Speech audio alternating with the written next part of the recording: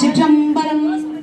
எம்பெருமான் திருஞான சம்பந்தர் பெருமான் திருவடிகள், எம்பெருமான் திருநீலகண்ட யாழ்ப்பாணர் மலரடிகள், எம்பெருமான் திருநீல நக்க நாயனார் மலரடிகள், எம்பெருமான் முருகநாயனார் மலரடிகள்.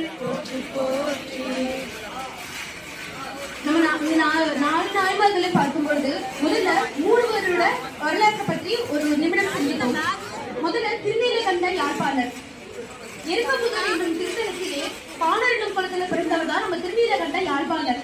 நம்ம திருநீலகண்ட யாழ்ப்பாணர் எப்படிப்பட்டவன்னு பார்த்தோம்னா, எம்பெருமானார் மீது பாடப்படும் பாடல்களை யாழின் மூலியமாக இசைத்து எம்பெருமானார் வழிபாடு செஞ்சவர் தான் நம்ம திருநீலகண்ட யாழ்ப்பாணர். அதான் பாடல் குலத்தை சேர்ந்து யாழில் இருந்து பாடுவர் நம்ம யாழ்ப்பாணர்.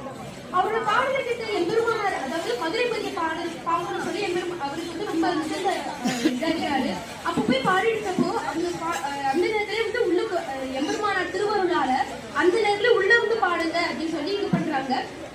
இப்படி அவர் பாடும் பொழுது அங்க இருக்கு இடம் தண்ணியா இருக்குது. அப்ப நம்ம எம்பெருமானாரே அசரீதியா சுந்தர அந்த பலகையை வச்சு உட்காந்து பாட சொல்றாரு. நம்ம யாரும் நம்ம திருநீலகண்ட யாழ்ப்பாணர் அத்தகைய மிகச்சிறந்த ஒரு சிவபக்தராக இருந்த யாழ்மீட்டு எம்பெருமானாருக்கே மிகவும் பிடித்தமான பாடல் தான் நம்ம திருநீலகண்ட யாழ்ப்பாண நாயனார்.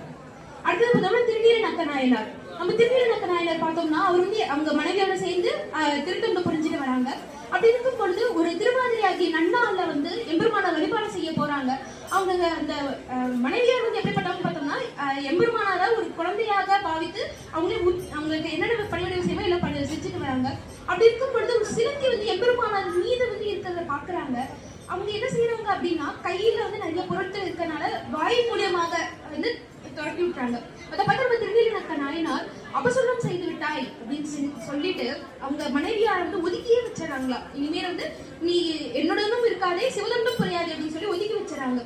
அன்றைய இரவுதான் நம்ம திருநீலகண்ட நாயனார் கனவுல நம்ம எம்பெருமானார் தோன்றி அவங்க ஊத இடத்தோட மற்ற எல்லா இடத்துலயும் கொப்பளமா இருக்க மாதிரி காமிக்கிறாங்க. அப்போதான் தன்னோட தவறை உணர்ந்து நம்ம திருநீலகண்ட நாயனார் தன் மனைவியோட இணைந்து சிவதொண்டுகள் புரிந்து வராங்க. முருகநாயனார் எப்படிப்பட்டவர்கள் பார்த்தோம்னா எம்பெருமானாருக்கு நாள்தோறும் மலர்களை தொடுத்து சிவபூஜை செஞ்சுட்டு எம்பெருமானார் நாள்தோறும் அந்த அன்பு பூண்டல் செஞ்சுட்டு வராரு நம்ம முருகநாயனார். இப்படிப்பட்ட மூவரும் நம்ம ஞானசம்பந்த பெருமானோட இணைந்து எவ்வாறு நம்ம அந்த திருத்தொண்டை புரிந்தாங்கன்னு சொல்லி நம்ம ஞானசம்பந்த பெருமான் வரலாற்று பார்க்கலாம். நம்ம